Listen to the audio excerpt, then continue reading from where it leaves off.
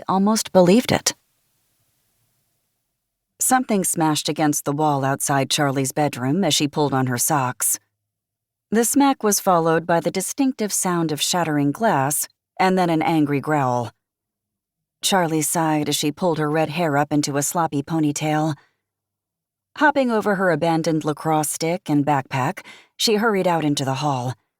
Her brother Gideon stood outside, hands balled into fists, glaring at her other brother, Mateo.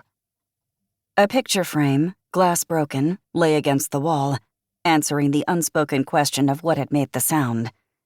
Charlie glanced at the nail where it had been hung on the opposite wall. "What now?" she asked, signing to Maddie, who was deaf, as she spoke. Gideon did the same as he responded.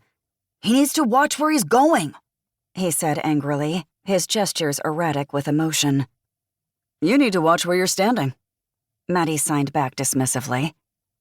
Maddie had light brown skin and brown eyes with big full eyelashes. His mom had been from Brazil originally, but she died when he was really young, years before he got turned into a werewolf and came to live with the Greers. He was almost a whole year younger than Charlie, but he was already half an inch taller, with long, gangly limbs and tightly curled brown-black hair that added a couple of extra inches. That meant he towered over Gideon, who was 8 years old and short for his age. "How does that make any sense?" Gideon snapped, his sharp, angry signs matching his tone. Gideon was round-faced, with straight, silky black hair and warm brown skin. Unlike Maddie and Opal, he wasn't technically an orphan, since he didn't really have parents.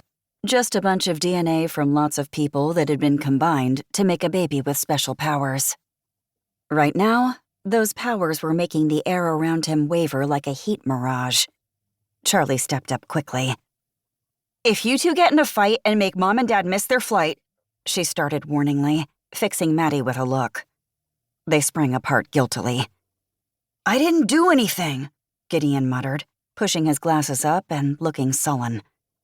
"Not my fault I can't see him when he's so short," Mateo signed grumblingly. But Charlie put up a hand. "You know how stressed Mom and Dad have been. This vacation has already been canceled 3 times because of us." "Because of Maddie," Gideon muttered. "Because of us," Charlie repeated. "We have to convince them that we are totally on top of things and nothing will go wrong if they leave us alone. Or they will cancel at the last second again and they will keep on getting more and more stressed until they pop like stressed-out balloons. Which means that we need to keep it together for another..." She checked her watch. 12 minutes. Can you do that? For Mom and Dad?" They glared at each other. Maddie's eyes flickered a brief, faint amber.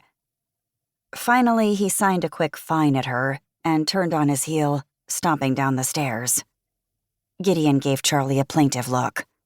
"I didn't do anything," he said again. She sighed and put a hand on his shoulder, giving it a squeeze. "You know how Maddie gets this close to a full moon. Just hang in there." He made a little noise of understanding.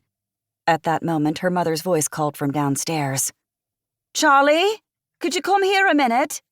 "I'll take care of the glass," Gideon said. "You're sure?"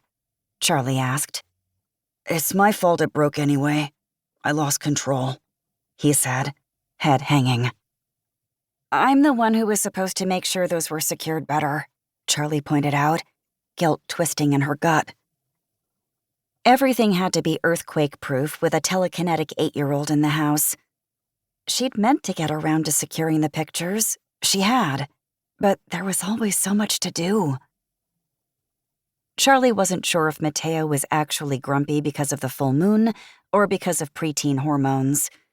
He sure had seemed grumpy most of the time lately, and when losing his temper meant shape-shifting into a 4-legged menace to society, moodiness was a serious issue.